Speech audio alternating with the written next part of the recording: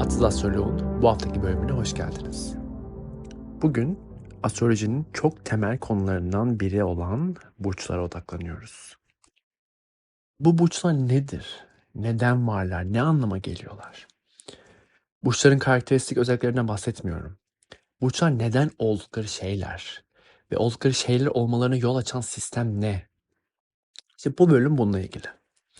Bu soruya giden yolda da işte benim okuldaki hani zamanında işte 2017-2018'de başladığım okuldaki dersler sonrasında işte Dan Rudyard'ın Yaşamın Nabzı diye bir metni birkaç yıl önce hayatıma geliyor. Orada da böyle bir tekrar daha derinlemesine böyle bir giriyordu bu konuya. Bunları biraz kullanacağız.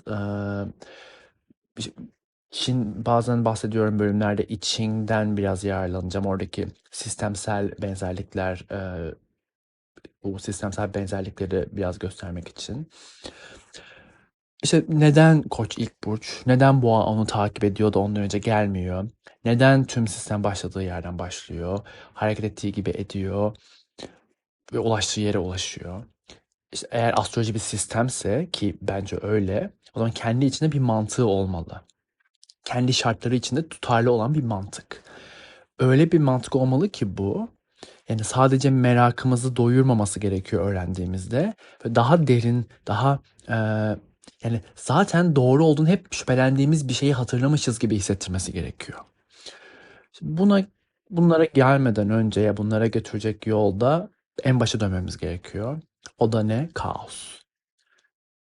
En eski insan topluluklarını hayal edin. Şehirlerden, yazıdan, organize olmuş işte herhangi bir bilimden önce. Böyle toprakla iç içe, işte ormanın kalbinde yaşıyorlar. Yani illa gerçek bir orman olmak zorunda da değil yani. Doğal dünyayı her şeyle kuşatıcı ve öngörülemez bir şekilde deneyimlemekten bahsediyorum. İşte fırtınalar geliyor, hastalıklar geliyor, işte bir yan yiyecek var, bir yan yok. İnsanlar işte tahmin edemeyeceğimiz şekillere davranıyorlar. Bu deneyimin içinden bakıldığında dünya temelde kaotik gözüküyor. Ama gökyüzü farklı. Gökyüzünde tüm olaylar düzenli, periyodik ve çok küçük sapmalar dışında beklenir halde. İşte güneş güvenilir bir şekilde doğuyor ve batıyor. Ay büyüyor, küçülüyor. Yıldızlar yılın aynı zamanlarında aynı konumlarına geri dönüyorlar. Yani bizim bakış açımızdan. Mevsimler istikrarlı bir şekilde gelip gidiyorlar. Erken insanlığın işte bu zıtlığı algılaması böyle sadece bir gözlem değildi. İşte bu dönüştürücü bir olaydı bunu fark etmesi. Düzen arayışı insan yaşamındaki en temel dürtülerden bir tanesi. Ve bu arayış belki de zihinden önce bedende başlıyor. İçimizdeki organik düzeni neredeyse mutlak bir şey gibi hissediyoruz. İşte o düzen bozulduğunda, işte hastalık, acı, yön kaybı olduğunda bunu hemen o anda ve keskin bir şekilde kaydediyoruz. İçsel bir tutarlılık beklemek üzere inşa edilmişiz. Dışarıdaki dünyaya bakıp aynı tutarlılığın orada güvenilir bir şekilde bulunmadığını gördüğümüzde bir yanımız gidip onu aramaya mecbur kalıyor. İşte bu düzen arayışı. Her din, her felsefi sistem, her toplumsal örgütlenme eylemi bunlar hep aynı kefede. Özünde düzensizliği açıklama ve onu hepimizin taşıdığı o içsel düzen duygusuyla uzlaştırma çabası. İşte Hindular bu dünyevi deneyimin bu görünür kaosuna Maya diyorlar ya illüzyon ve gerçekliği görünüşün altındaki daha derin ve kararlı bir katmana yerleştiriyorlar. İşte Darwin'de doğanın kaosunu içinde kendi bir iç mantığı var diyor. Rekabetçi bir sistem olarak tanımlıyor. İşte dinler kaosun kaynağını kişiselleştiriyor, sınırlarını çiziyor ve sonunda çözüleceğine dair sözler veriyorlar. Hepsi aynı şeyin farklı denemeleri. Bu karışıklığın, kaosun altındaki gizli bir desen bulmak. Bulma çabası yani. Rudyard'a göre de astroloji bu girişimlerden bir tanesi. Belki de işte en uzun korunanı. Çünkü ham maddesi dünyanın her yerinden görünebilen gökyüzü ve temel gözlemi yeryüzündeki her insan için ulaşılabilir. Nedir bu? Işık değişiyor, günler uzuyor, kısalıyor. İşte bir şeyler döngü halinde. Bir şey tam olarak tepede, tam orada tepemizde her zaman güvenilir bir düzen var. Rudyard astrolojiye tüm bilimlerin annesi diyor.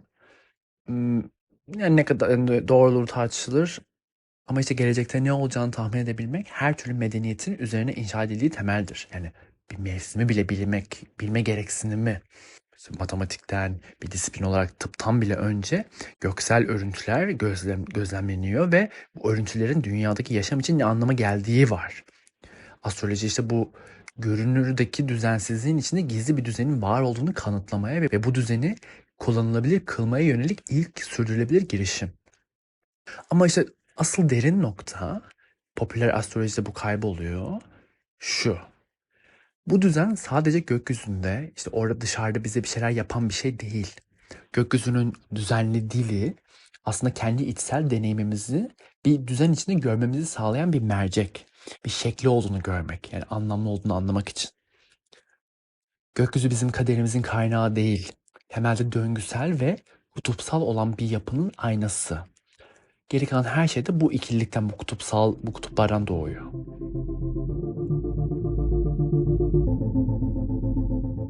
Dünyayı göksel düzen ve dünyevi kaos olarak ikiye bölünmüş gördüğümüzde bu ayrımın ne anlama geldiği konusunda bir seçimle karşı karşıya kalıyoruz. İki tane yanıt tanımlanıyor.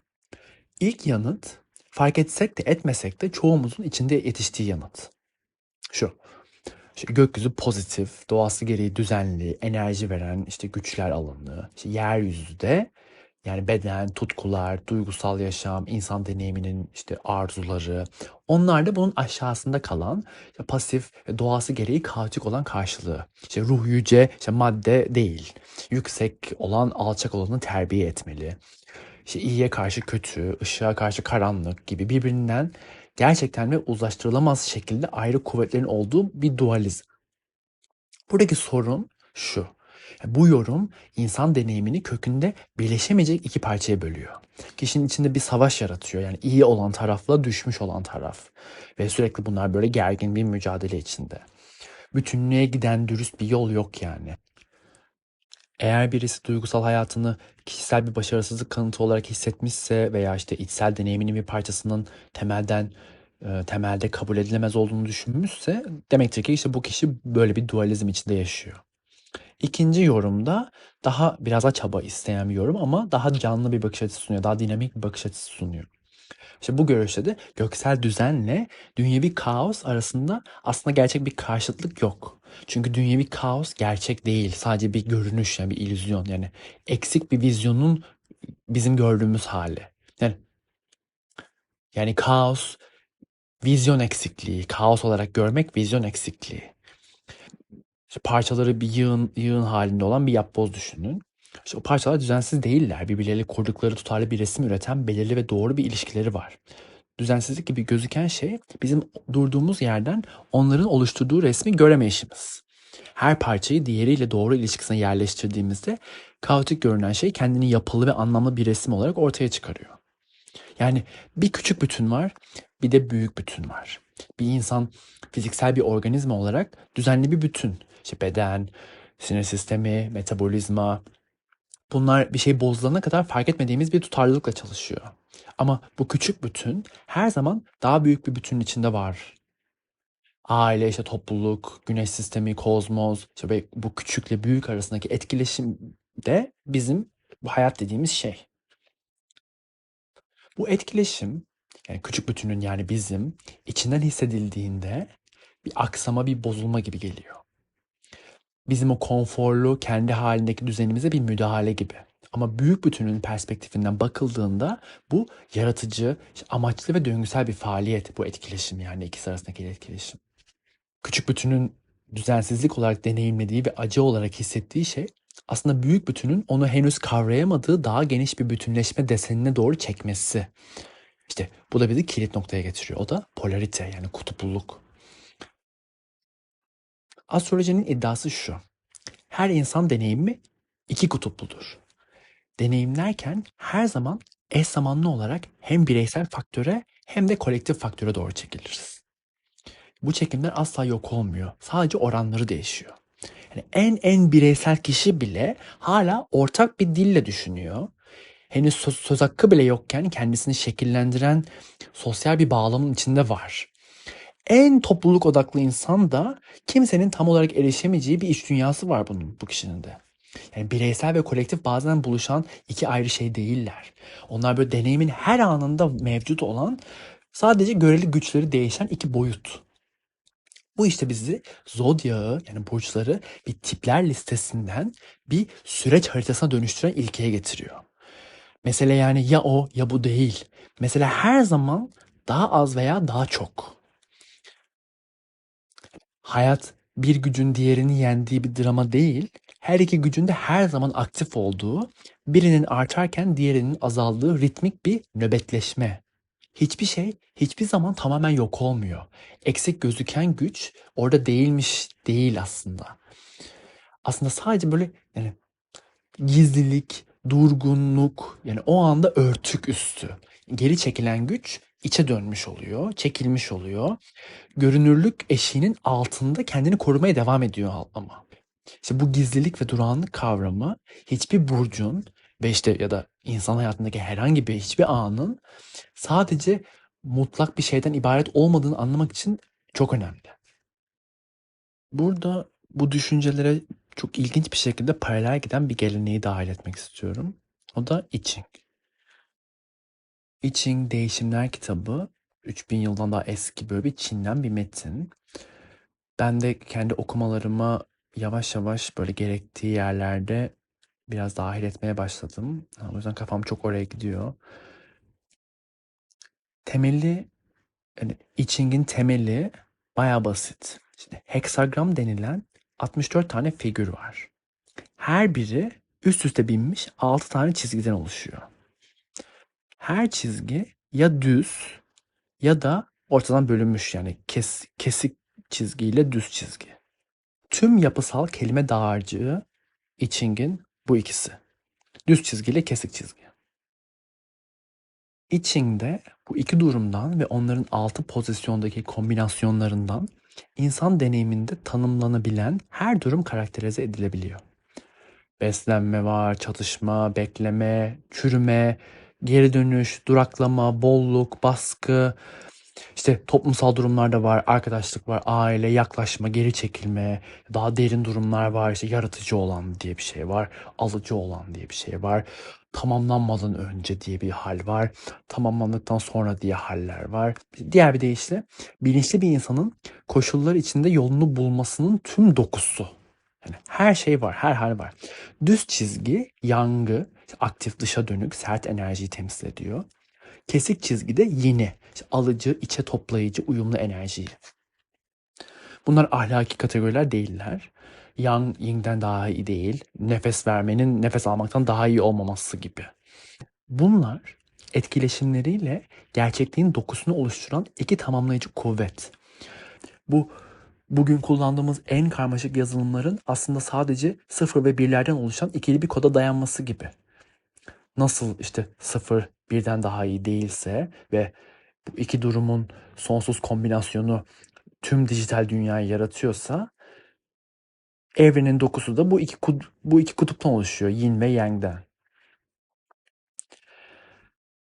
Ne oluyor bu iki çizgide? Sert çizgi sınırının dışına kadar itildiğinde ortadan inceliyor ve kırılıyor. Yumuşak çizgiye, bu kırık çizgiye dönüşüyor, yine dönüşüyor. Yumuşak çizgide tamamen içe toplandığında birleşiyor ve sert ve katı çizgi haline geliyor. Yani her güç doluluğuna ulaştığında kendi zıttını doğuruyor. Bu böyle bir felaket ya da böyle başarısızlık değil. Bu tam olarak gerçekliğin normal hareketi.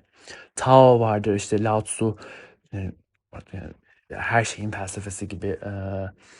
Orada da şey diyor, tersine dönme Tao'nun hareketidir. Yani varlık diye ben hani burada yorumluyorum. Hani her şeyin temelinde tersine dönme var, hani oluşumun temelinde. Bu şu anlama geliyor, yani hiçbir şey sabit değil. Hiçbir şey, hiçbir yapılanma kalıcı değil. Her durum zaten içinde kendi dönüşümünün tohumunu barındırıyor. Ve bir durumla karşılaşan kişinin görevi onu iyi veya kötü diye yargılamak değil, döngünün neresinde olduğunu anlamak. Hangi güçler aktif, hangi oranda ve hangi yöne doğru eğilim gösteriyorlar. Mesela Batı'ya gidelim hızlıca. İlginç bir şekilde Hegel, işte Alman bir filozof 19. yüzyıldan. Onun diyalektik mantığına göre gerçek, sabit bir nokta değil. Bütünsel bir süreç. Her kavram tam olarak geliştiğinde onu kendi zıttına doğru iten içsel bir gerilim açığa çıkarıyor. Bu gerilim iki tarafı da yok etmiyor. Aksine her ikisini de gerçekten kapsayan daha geniş ve daha eksiksiz bir şey doğuruyor.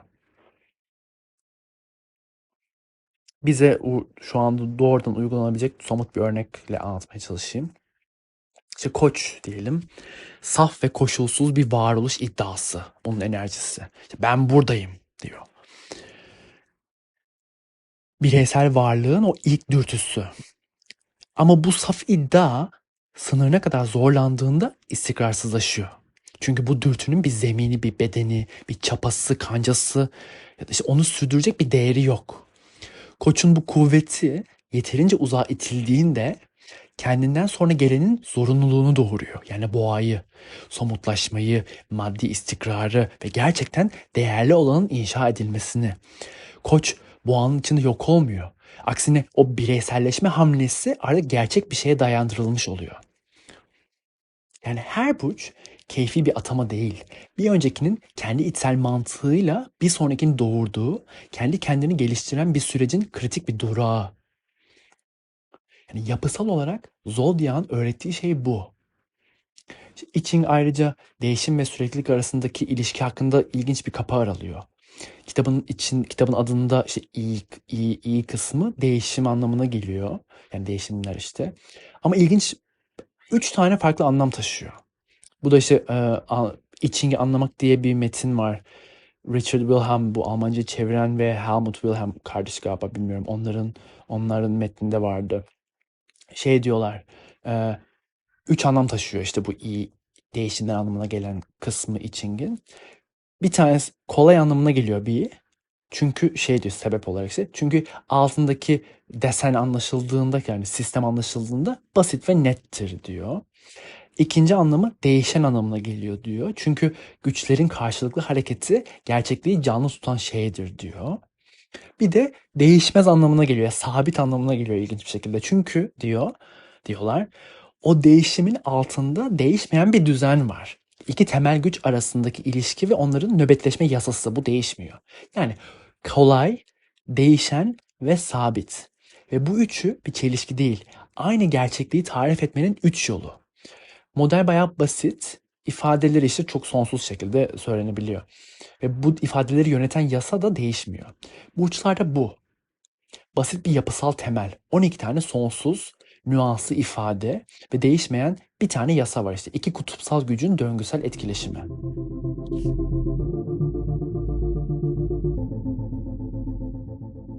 Zodyak, burçlar, yıl döngüsünün sembolleştirilmesi. İnsanlığın bu gezegende bir beden içinde değişen ışığın farkında olarak tam bir yıl boyunca yaşamanın nasıl hissettirdiğinin kaydı. Burçlara isimlerini veren takım yıldızlar işte bu anlamları bir yerlerinden tutabilelim diye oluşturulmuş görsel kulplar. Soyutlamalar yerine resimlerle düşünen bir insanlık için inşa edilmiş hayali imgeler. İşte Koç, Terazi, Akrep bunlar esas bunlar değil olay. Esas olan şey o sembollerin işaret ettiği deneyimler. Yani mevsimsel zaman içinde hareket eden insanın hayatının asıl hissedilen gerçekliği. Bu deneyim de şu yani yılın bir yarısında günler uzuyor, bir ay yarısında da geceler uzuyor. Sürekli bir nöbetleşme halindeki iki güç. Biri artarken diğeri azalıyor. Rudyard buna güzel bir isim veriyor. O da gündüz gücü ve gece gücü. Bunlar iyi ve kötü için kullanılan metaforlar da değiller. Yani sadece artan gün ışığının ve artan karanlığın kuvveti. Her şeyin insan psikolojisinin, biyolojik ritimlerin, bireysellik ve kolektiflik arasındaki dalgalanmanın bütün bunların içinden geçen akımlar. I Ching'in sert ve yumuşak çizgilerinde kodladığı polariteyle aynı. Farklı isimler, işte farklı kültürel giysiler ama yapısal gerçeklik aynı. Hatta ufak bir parantez açayım. Yine aynı bahsettiğim I Ching'i anlamak metninde öğrendim. Yin ve Yang'i ifade eden semboller ilk başta bugünkü hallerinden biraz farklıymış. İşte başlangıçta Yin bulut karakteriyle gösteriliyormuş. Yani gölgeleyen ve karanlık olan. Ama işte bunun içinde tabii o yani bulut olduğu için besleyici olan o yaşam verici yağmur düşüncesi de gizli bunun içinde. Yang karakteri de ilginç bir şekilde tasvir ediliyormuş. Güneşte dalgalanan bir sancak ya da böyle yak kuyruğu. Yani ışıkta parıldayan, hani ben buradayım diyen ve böyle parlak bir güç yani. İşte bu sembollere daha sonra dağ yamacı anlamına gelen bir ekleme yapılıyor. Sembolik, yani sembol olarak. Yin burada dağın kuzeye bakan karanlık gölgeli yamacı. Yang da dağın güneye bakan, ışıkla aydınlanmış parlak tarafı. Yani gün ve gece resmen. Hani gündüz ışık ve karanlık. Bir de Nehir Vadisi ile ilgili bir örnek de var galiba. Herhalde karakterlerin öyle bir kullanımı da var bir yerde, yani bilmiyorum. İşte orada işte nehrin ışık alan kuzey yakası, Yin de gölgede kalan güney yakasını temsil ediyor. Hani her şey en başından beri ışığın ve gölgenin bir yüzey üzerindeki değişimiyle ilgili. Dünyadaki tecrübe de keza. Bir döngü içinde iki güç sırayla artıp azaldığında 4 tane kritik an, matematiksel bir zorunluluk oluyor. Ve tüm astroloji sisteminin yük taşıyıcı sütunları bunlar. Birincisi kış gün dönümü. Bu gündüz gücünün mutlak minimumda olduğu, gece gücünün de maksimumda olduğu an. İşte Oğlak burcunun başlangıcı. En uzun gece. Ama ve bu çok önemli, en uzun gece aynı zamanda dönüm noktası. Gündüz gücü dibe vurmuş ve uzun ve yavaş geri dönüşte başlıyor burada. Oğlak sadece karanlık değil, maksimum gece gücü. Ama aynı zamanda ışığın yeniden doğuşunun başlangıcını işaret ediyor. Bir sonraki bahar ekinoksu, gün dönümünden beri, işte kış gün dönümünden beri istikrarlı bir şekilde büyüyen gündüz gücü artık gece gücüyle eşitliğe ulaşıyor burada. Gece ve gündüz eşit uzunlukta. İşte burası Koç'un başlangıcı. Buradan sonra gündüz gücü baskınlığa geçiyor. Üçüncüsü yaz gün dönümü. Burada da işte gündüz gücü mutlak maksimumda, gece gücü minimumda. Burası yengeç, yengecin başladığı yer. En uzun gün ve işte yine aynı zamanda gece gücünün de kendi geri dönüşüne başladığı an. Dördüncüsü sonbahar ekinoksu. Bu da ikinci denge noktası. Gece gücü artık azalmakta olan gündüz gücüyle tekrar eşitleniyor. Terazi başlıyor. Tekrar eşitler ama bu sefer döngü gece gücüne doğru eğiliyor.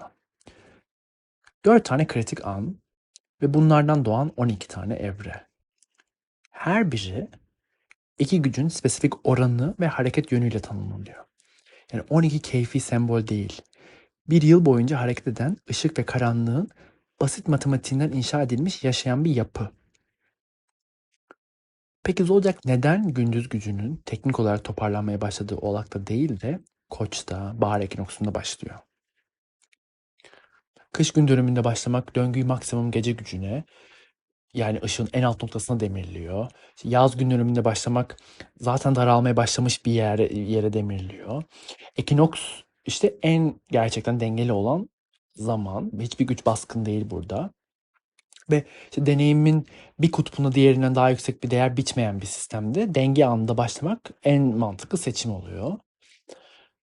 Sonbahar değil de bahar ekinoksu seçilmesi sebebi de işte insanlar doğal olarak deneyimlerini önce büyüyen şeylerle ve güneş ışığıyla özdeşleştiriyor. Bir hiyerarşi olduğundan değil yani. Bilincin kendi hikayesine en doğal olarak nerede başladığına dair bir gözlem bu. Bahar ekinoksunda gündüz gücüyle gece gücü eşit ve döngünün tüm ağırlığı artık bireyselleşmeye, ortaya çıkmaya, yeni formun ilk dürtüsüne doğru eğilmek üzere. İşte bu tam gerçek bir başlangıç. İşte bu yüzden Koç bir sıralamada kozmik olarak birinci olduğu için değil de döngünün dışarı doğru adım atan yeni bir hayatın dürtüsü olarak böyle ilk görünür hale geldiği an olduğu için başlangıç. Şimdi bu iki gücün içeriğine bakalım. Çünkü Zodiac'ın bir liste olmaktan çıkıp bir sistem olarak canlandığı yer işte burası. Gündüz gücü kişiselleştirici bir enerji. Hareketi evrensel olandan özel olana doğru. Yani potansiyelden aktüele, soyuttan somut bireysel forma doğru. Bu ruhu bir bedene süren, fikirleri ve olasılıkları belli bir gerçekliğe zorlayan enerji. Kış gün dönümünden itibaren birikmeye başlıyor. Koç'ta bireysel varlığın ilk iddiası olarak görünür hale geliyor ve yaz gün dönümünde yengeçte doluluğuna ulaşıyor. Bu kişisel olgunluk anı. benliğin kendi formunda ve kendi hayatında tamamen kurulduğu bir an bu yengeçe geldiği zaman. Gündüz gücünün insan psikolojisi düzeyindeki doğal ifadesi kişilik, benzersiz, farklılaşmış, bireyselleşmiş benlik. Gece gücü ise içe toplayıcı bir enerji ve hareketi tam tersi yönde ilerliyor. Özel olandan evrensel olana, izole bireyden o bireyin katıldığı ve en derin anlamını bulduğu daha büyük ilişki ağlarına ve kolektif yaşama doğru.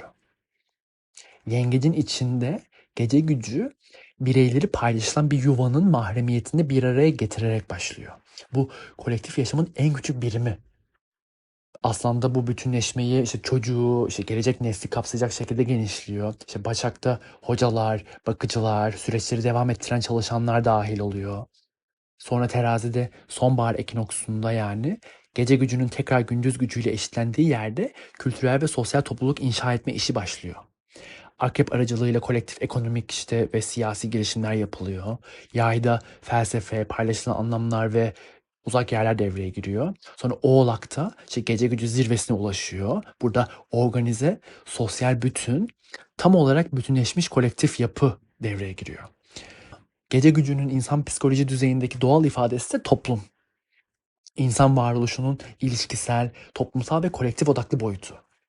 İşte kişilik ve toplum, bireysel ve kolektif, gündüz gece. Zodyak döngüsünün iki büyük kutbu bunlar işte. Ve her burçta ikisi de mevcut. Değişen tek şey oranı ve hareketin yönü. Yaz gün dönümünden sonra gündüz gücüne olan tek şey zayıflaması değil. Modu değişiyor. İçe dönük hale geliyor. Görünür, nesnel faaliyetten çekiliyor ve içeride çalışmaya başlıyor. Bilinç dışı motivasyonlar aracılığıyla yüzeyden ziyade derinlikten artık bilinçli ego tarafından doğrudan kavranamayan daha sessiz bir yerden çalışıyor. İşte bu sırada artıyor gece gücü. O da kendi nitelik değişimini yaşıyor. Sadece daha baskın hale gelmiyor. Farkındalığı kolektif derinliklere çekiyor. Belki de işte bu psikolojinin kolektif bilinç dışı dediği yerle eşitlendiği alan astrolojinin. Bireyselleşmiş bilinç alanı aktif evresinde gündüz gücüne karşılık geliyor.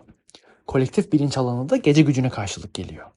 Ama bunlar sürekli birbirinin içindeler. Bilinç dışına akıyor. Rasyonel olan irrasyonel olanla oynuyor. Bireysel farkındalık çoğu zaman fark etmediği kolektif enerjilerin bir aracı oluyor. I Ching'in heksagramlarını kodladığı şey de bu işte. Her heksagram hem sert hem yumuşak çizgiler içeriyor. Her durumda belli bir oranda hem yang hem de yin mevcut. I Ching'in işte yaratıcı diye bir heksagramı var. O 6 kesintisiz çizginin oluşuyor ama o en saf yang heksagram bile o doluluğu içinde çizgilerin kırılmaya başlayacağı ana yaklaşıyor. İşte alıcı adı verilen bu saf yin heksagramı da dönüşümüne doğru toplanıyor. Yani bu iki kutup etkileşimleriyle dünyadaki her durumu doğuran geçitler.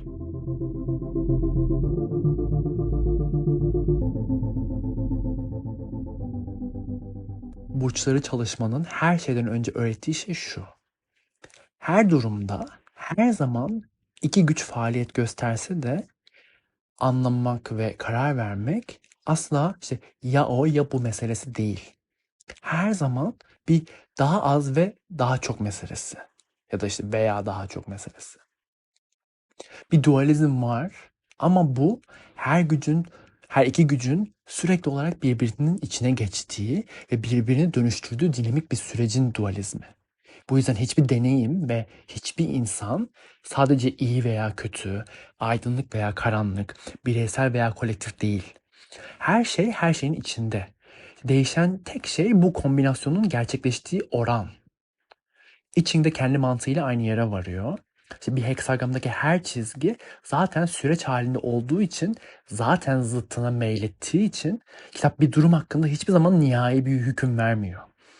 O anki hareket içinde işlerin nerede olduğuna dair bir okuma sunuyor. Bir durumun açılımındaki iki farklı andaki aynı heksagram iki farklı anlama geliyor. Çünkü güçler hareket etmeye devam etmiştir. Ya o ya bu yerine daha az veya daha çoğu koyduğumuzda deneyimle kurduğumuz ilişki önemli ölçüde değişiyor. Yani zor bir dönem artık sadece kötü olmuyor. Belirli güçlerin baskın, diğerlerinin ise gizli olduğu bir evre.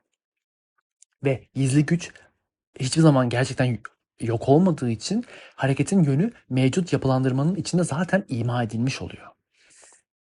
Gündüz vakti güneş her şeydir. İşte ışığın kaynağı, sıcaklığı veren, işte tüm görünür dünyanın çevresinde düzenlendiği organize edici bir merkez. Gündüz deneyiminin içinden bakıldığında güneş tek, işte hakim, işte gökyüzünün her şeyi yani. Ama gece vakti güneş gittiğinde gün ışığının gizlediği bir şeyi fark ediyoruz. Bu ışık veren, işte bu güneş sistemimizin merkezi aslında gökyüzündeki yıldızlardan sadece bir tanesi. Gündüz vakti işte bağlılıkla taptığımız güneş, gecenin sessizliğinde ve perspektifinde yıldızların kardeşliğinin bir üyesi, yani kolektifin bir parçası. Gerçeklik her zaman aynı ama biz ona yaklaşma açımızı değiştiriyoruz. Ve tek bir gerçeklik iki deneyim evresine bölünüyor. Güneş hem bireyselleşmiş bir güneş sisteminin merkezi hem de galaktik kolektifin bir üyesi. İki perspektif de yanlış değil. Aynı nesne için iki geçerli referans çerçevesi. Ve her insan için de aynısı geçerli. Biz hem kendi bireyselleşmiş deneyimimizin merkeziyiz hem de insanlığın çok daha büyük kolektif varlığının bir katılımcısıyız. Gündüz gücü ilk çerçeveyi vurguluyor, gece gücü de ikincisini açıyor. Zodyak'ta işte burçlar yani aralarındaki hareket ettiğimiz bu döngüyü haritalıyor. Çoğumuz düzenli olarak şunu hissediyoruz. İşte hayatta bireysel kimliğin birincil hissettirdiği zamanlarla daha büyük bir şeyin içinden geçtiğimiz, kişisel hikayemizden daha büyük bir şeye ait güçler tarafından taşındığımızı hissettiğimiz zamanlar. Zodyak doğru anlaşıldığında bu ikisi arasındaki kaymalara bir yapı kazandırıyor. İşte onların rastgele dalgalanmalar değil, düzenli bir döngünün evreleri olduğunu gösteriyor. Bunlar olması gerekiyor. Yani bunlar sistemin nefes alışı. I Ching burada bir katkı daha yapıyor bence. Kitaba ek bir metin var I Ching'e, Büyük Yorum diye. Orada şöyle deniyor. İşte mutlak ve koşulsuz olan her şey zaten kendi yıkımını ima ediyor. Herhangi bir gücü uygun sınırının ötesine iterseniz onun geri dönüşü için gereken koşulları çoktan başlatmışsınız demektir. Ama aynı derecede tehlikeli olan bir şey var. Yani pasif bir sürükleniş, kendinizi sadece hangi akıntı güçlüyse ona bırakmak, sonunda bizi artık yönlendiremeyeceğimiz bir harekete sürüklüyor. Sadece canlı bir farkındalıkla etkileşime girerek, döngünün neresinde olduğunuzu anlayarak işte ve onu bilinçli bir şekilde karşılayarak olayların hareketini sadece katlanan bir şey olmaktan çıkarıp anlamlı bir şeye doğru yönlendirebiliriz. İşte bu I Ching'e sadece kaderin bir tanımı değil, bir karar verme aracı yapıyor. Ve Zodyak da bu işte. Haritada sabit bir mahkumiyet kararı değil, döngüsel sürecin haritası. Bu yapılandırmayı anlamak, kişiye bu hareketin içinde bilinçli olarak katılma olasılığını veriyor. Yani bu dans ettirilmek yerine dans etmek. Zodyak'ın 12 burcu boyunca tanık olduğumuz şey aslında gündüz gücü ve gece gücünün yıl boyunca süren o genişlemesi ve daralması. Bu iki gücün her evrede farklı bir oranla ve ihtiyaçla yeniden dengelenmesi. Burçlar birbirlerine eklenmiş rastgele semboller değil, bir sonrakini kendi içsel mantığıyla doğuran yapısal aşamalar. Koç'un o ham varoluş iddiası boğanın somutluğunu zorunlu kılıyor. Her evre kendinden sonra geleni kendi içindeki o gerilimle var ediyor. İşte bu perspektiften bakıldığında burçlar bir kişilik tipleri listesi olmaktan çıkıp yaşamın kendi kendini inşa eden büyük bir sistemine dönüşüyor. Burçların neden oldukları şey olduklarına dair bu yapısal mantık, sistemin tüm geri kalanının üzerine inşa edildiği temel.